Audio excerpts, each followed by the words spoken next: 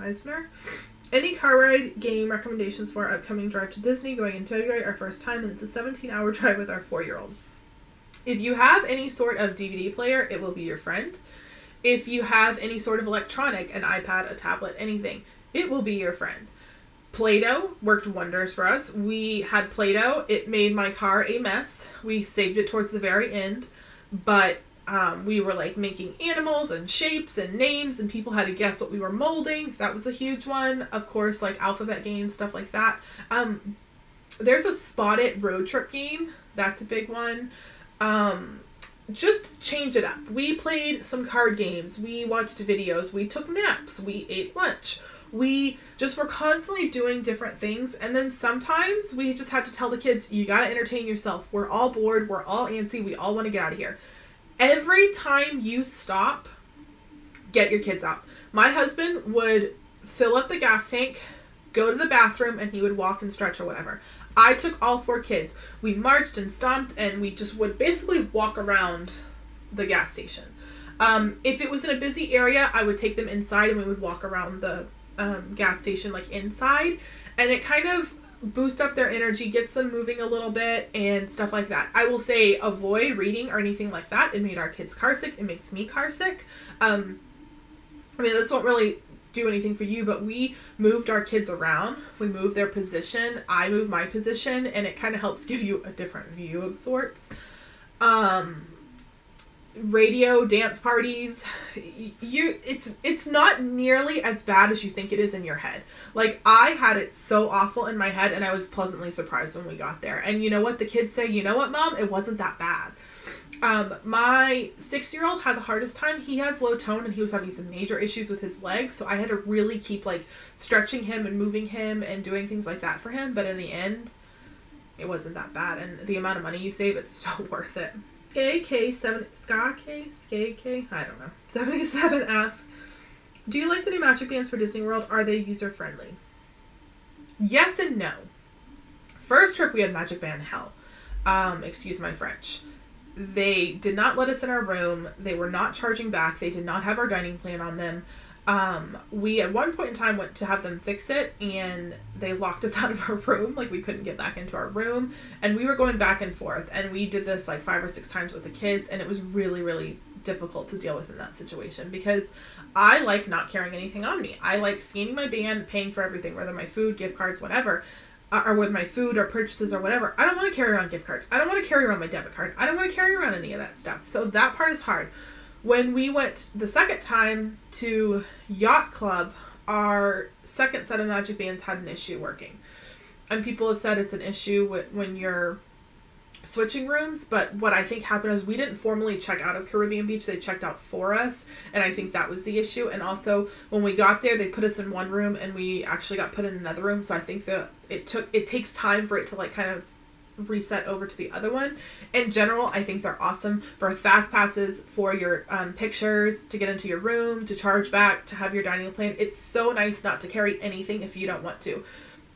When my husband and I went, we literally one day carried nothing besides our cell phones, our cameras, and our magic bands, and it was ideal. I loved it. Just keep in mind, some things like face painting, the caricature artists and stuff like that only take cash, so that's the only time you would need anything besides your magic band. But in general, I think that they're awesome. It's nice to kind of personalize them, and now they have like fun magic bands, so I like them. I'm pro magic band, but I know a lot of people are not.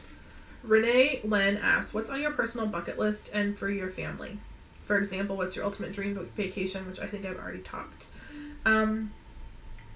Also, with a Disney vacation, what activities and rides do you most recommend to best use your time?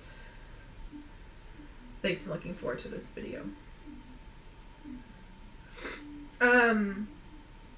Personal bucket list. I want...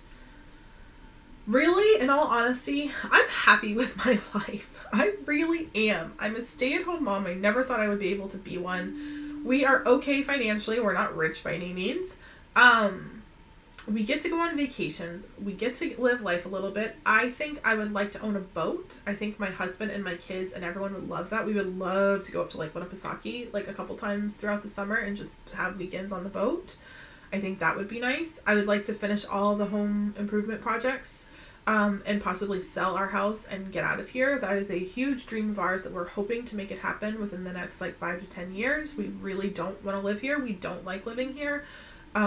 We would really like to be in the Carolinas, Georgia, someplace like that, maybe even North Florida. I want to see my kids all graduate high school and go to college. What else is on my bucket list? I'd like to go to Disneyland one day, in all honesty. I would like to take my kids back to Texas, where I was born and raised. In all honesty, I like my life. I don't have that many huge things on my bucket list. You know, getting to vacation was one of them. Getting to the point that I could live and breathe a little bit with my kids was one of them. It's like, we're accomplishing our goals. And it feels really good, in all honesty. I already talked about my ultimate dream vacation. Also with Disney Vacation, what activities and rides do you most recommend to best use your time? This is just me. Get to Disney or to whatever park you're going to about 30 minutes before the park opens. Typically, they're going to open 15 to 20 minutes early anyways. Every day, take like a top 5 that you want to do. And have 3 of those be your fast passes. So you have 2 other added bonuses. So what I would do is, you know, obviously try to get your highest priority the highest weight things fast passed. You can do research on this and it'll tell you easily what those are. I would get there right when the park opens and run to do whatever your, number 4 item is. And try to keep in mind, like, if you want to do Splash, Big Thunder, Jungle Cruise, Seven Dwarfs, and Space Mountain, don't run to Space Mountain and then run to Frontierland. You're on 2 opposite sides of the park. So what we like to do is we will rope drop and we'll go to one section. So say Big Thunder and Splash are number 1 and number 2. We'll do Big Thunder, Splash, maybe meet Chip and Dale, either go up to Liberty Square area and do Haunted Mansion, that type of stuff, or go down to Adventureland and do all the stuff there, Jungle Cruise, stuff like that. And by this point in time, it's probably getting close to lunchtime. Eat either an early lunch or a late lunch. Avoid the chaos. Around 2:30 to 3, things will start to slow down a little bit because everyone's waiting for the parade. Kind of add a few things that you can wait for then. Around 3 to 3:30, that's, maybe 2. Start doing your fast passes and do them back to back to back. And then by this time, around 5 or 6, go to the kiosk and see what's left. Like, what do they have for fast passes? And, we try to make it so that we're kind of following like a path throughout the park. And not zigzagging everywhere, because that'll kill you. Oh God, we did that our first trip, and your legs hurt, your body hurts, and you just get done. But try to plan it wisely. And I know people hate hearing that, but plan your vacation, plan where you want to go, plan what you want to see, and just make that general to-do list that you really want to get accomplished. A couple things, another 3 things that are maybe, and another 3 things that are we don't need to do these, but awesome if we do. Plan where you're eating. Breakfast, lunch, and dinner, quick services, table services, everything. And take advantage of that 4th fast pass. We really enjoyed that this last trip with my husband and I.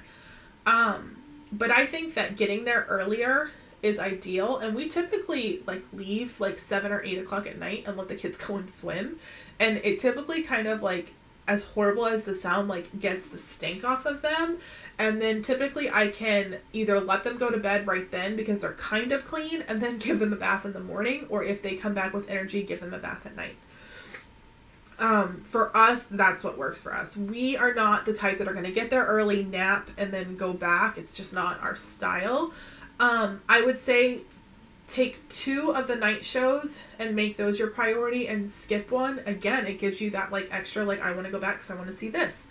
And things like that. I think that really planning a vacation down to everything, what you're eating, what you're doing, what characters you want to see, the order that you want to see them in, look and see when, because certain characters are only out certain times. Really truly plan your day almost to a T of a general idea of what you want to do. And if you're going and you have Seven Dwarfs Mine Train Fast Pass, and you see Winnie the Pooh has a 10-minute wait, hop on Winnie the Pooh real quick and then go do your Fast Pass, because you've killed two birds with one stone in that time where you can't really do anything in that whole hour anyways where your Fast Pass is, you know, for your next Fast Pass. Just kind of look around the general area. The My Disney Experience app is your best friend. It'll tell you what wait times are, what's down, you know, whatever. But I think that truly getting there early, really doing a lot of stuff early, having lunch and having your Fast Passes and lunch like around that time, and then adding later, going back home, whatever you want to do. I think that's the best way to do Disney, but that's just my opinion. That's just what works for us. I also have kids. We're always up super early, so getting up early doesn't affect us. Where Natalie G asked, where would you guys like to go on vacation besides Disney? In all honesty, Disney is it right now. We do go up to the local lake here and we do like a long weekend there. We do enjoy that. That's something that's really, really fun for us. I mean, we maybe could do like a beach, like Virginia Beach or Myrtle Beach or something like that, but it's not like huge on our to-do list. Trevor really wants to do Universal. Once Ellie's to the point that she can ride like 50% of the stuff there, we're going to do Universal, which will probably be late 2017, early 2018. But in all honesty, our kids love Disney. And I know that that's hard for some people to understand, but they do. Like, that's just what they like. It works. They like that there's big kid rides, little kid rides, characters, cool places to eat. It's just, there's a little bit of something for everyone. And it's really, really hard to find that when you have kids in age range from 11 to 3. Really, really hard to find something like that. And so far, Disney is the only one that we have found. Like that.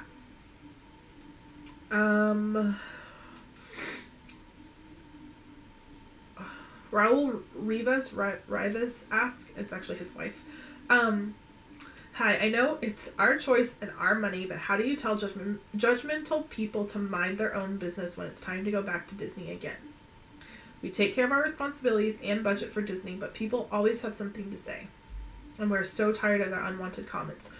You are preaching to the choir. In all honesty, it depends on my mood. Sometimes I'm a sarcastic jerk and I will just be a jerk back to someone if they say something. My bills are paid. I don't have any government assistance. I don't ask anybody for any handouts. I can go to Disney. That's simple. If people, sometimes I'll even preface something that I'm saying on Instagram or Facebook or something with, yep, I'm well aware that we're going to Disney again. Yep, I'm well aware that there are other places to vacation. Sometimes just being nasty to people is what I do. But I mean, it's like they're also being nasty back to you. You know what I mean? It's like that catch-22. Sometimes I just won't say anything. Like, in all honesty, I haven't talked much about our April vacation besides to YouTube because I just don't want to hear it. I don't want to listen to people. I don't care. Like, I have friends that spend a lot of their money on beauty and hair and, stuff like that. I have friends that spend a lot of their money on their home. I have a lot of friends that go and buy a brand new car every other year. I have friends that do it all. And it's like, I don't judge you. You don't judge me.